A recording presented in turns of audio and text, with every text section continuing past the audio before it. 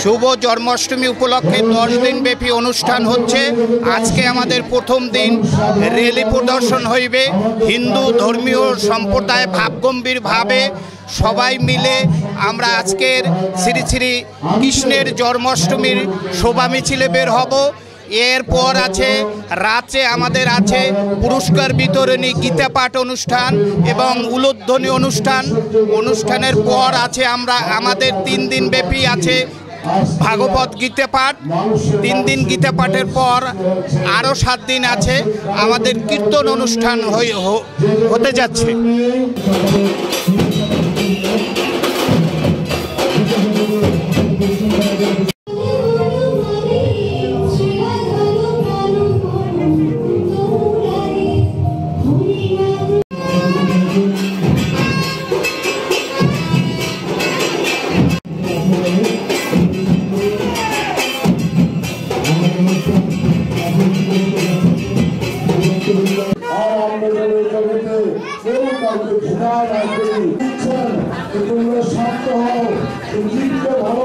আপনাদের সামনে সেটা হচ্ছে এই যে দাপর যুগের কথা বলা হয়, দাপর যুগে যে ভারতের মথুরায় ওইখানে মানুষের খুব অংশের